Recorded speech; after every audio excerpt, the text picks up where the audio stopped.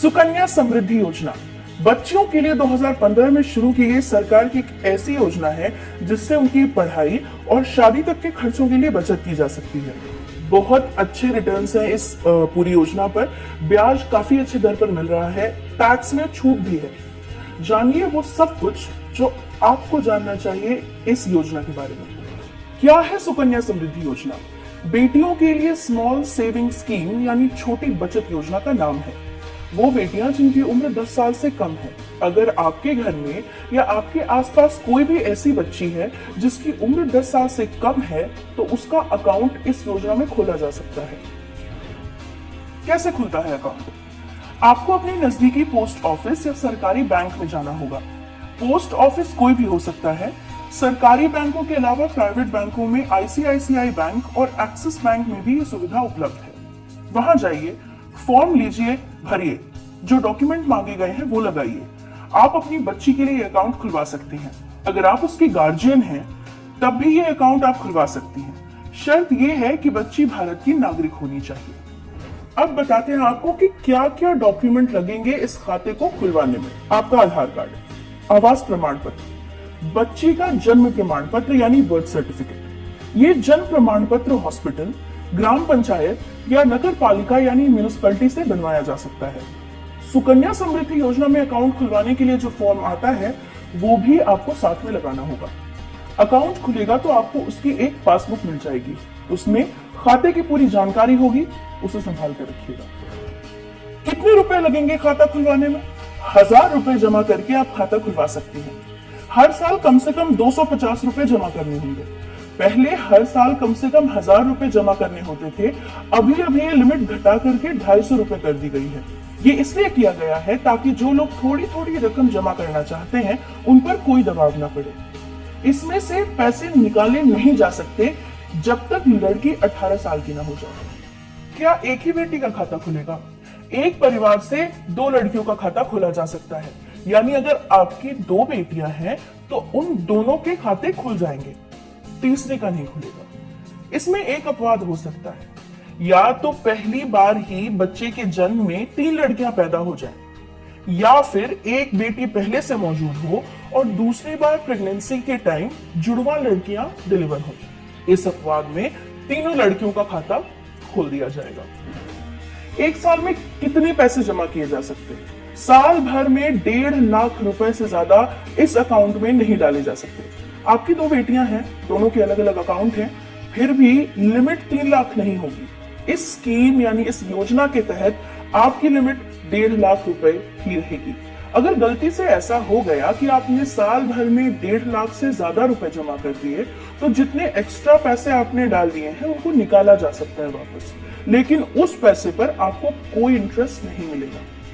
इसके लिए आपको अपने पोस्ट ऑफिस या बैंक के संबंधित अधिकारी के पास जाकर एक एप्लीकेशन देनी होगी।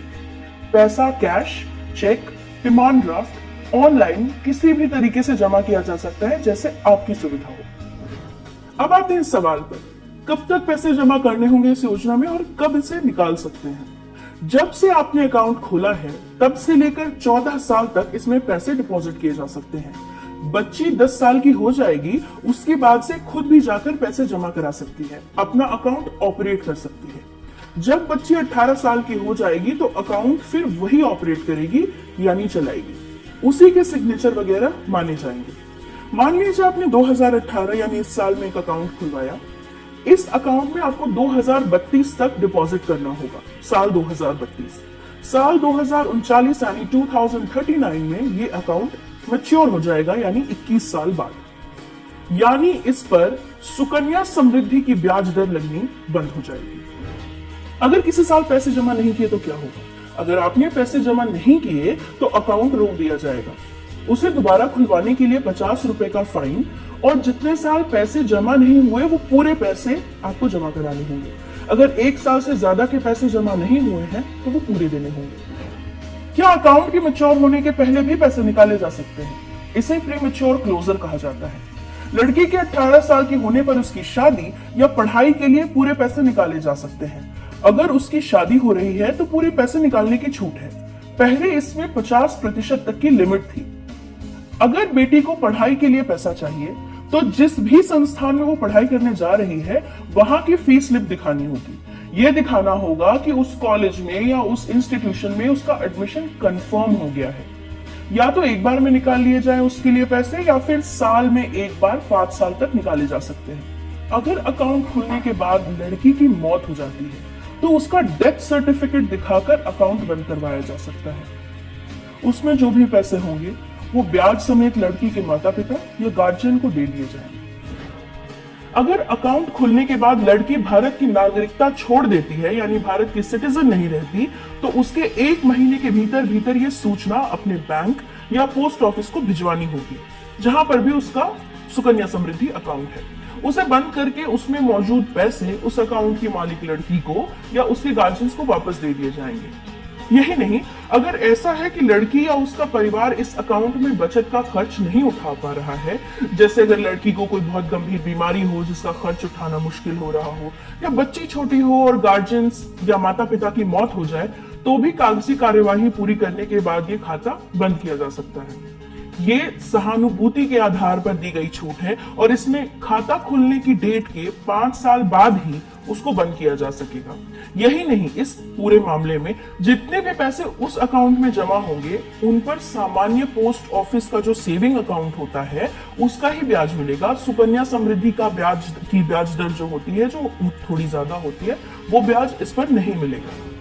क्या इस पूरी योजना में टैक्स की कोई छूट है? इनकम टैक्स की धारा 80C में आप इस अकाउंट में जितने भी पैसा जमा करेंगे सालाना 1.5 लाख रुपए तक, उस पर छूट मिलेगी। इस अकाउंट से जब आप पैसे निकालेंगे उस पर भी छूट मिलेगी। जो ब्याज यानी इंटरेस्ट मिलेगा आपको, उसे भी इसी धारा के अंतर्गत छूट मिली हुई है। 21 साल की लिमिट खत्म होने के बाद क्या होगा? आपका अकाउंट खुले 21 साल हो गए, अब वो मैच्योर हो गया है, उसमें से आप पूरे पैसे निकाल सकते हैं। आप उसे नहीं भी निकालिए तो आपकी चॉइस है, लेकिन 21 साल की मैच्योरिटी डेट के बाद उस पर सुकन्या समृद्धि वाला ब्याज नहीं मिलेगा आपको। इस स्कीम पर मिलने वाला इंटरेस्ट पीपीएफ से बेहतर है, लेकिन पीपीएफ के मुकाबले इसमें कुछ कमियां भी हैं। जैसे पीपीएफ के आधार पर आपको लोन यानी उधार मिल सकता है। सुकन्या समृद्धि योजना में आपके जमा पैसों के आधार पर आपको लोन नहीं मिलेगा।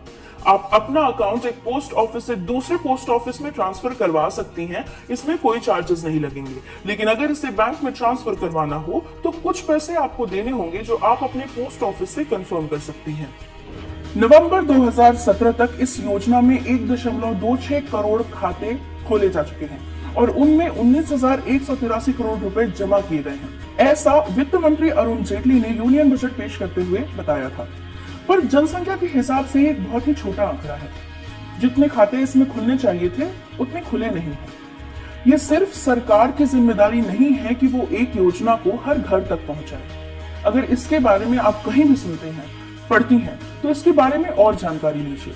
देखिए आपके आसपास कितनी बच्चियों का ये खाता खुलवाया गया है। नहीं खुलवाया गया तो उनको इस बारे में बताइए। अपने घर की लड़कियों के खाते खुलवाइए। उनके फ्यूचर के लिए कोई सही कदम उठाना है तो उसकी शुरुआत में ये एक सही कदम हो सकता है। अगर आपको हमारा ये वीडियो अच्छा लगा, इस वीडियो में हमने जो जानकारी दी वो आपको पसंद आई और आप ऐसी ही जानकारी पाते रहना चाहती हैं, तो हमारा YouTube चैनल भी है, नाम से उसे लाइक कीजिए और उसे सब्सक्राइब कीजिए। हमारे वीडियोस हमेशा आते रहते हैं ऐसे मुद्दों पर, जिन मुद्दों पर हम खुलकर बात करते हैं, हम आपके सवाल लेते हैं, उनके जवाब देते हैं।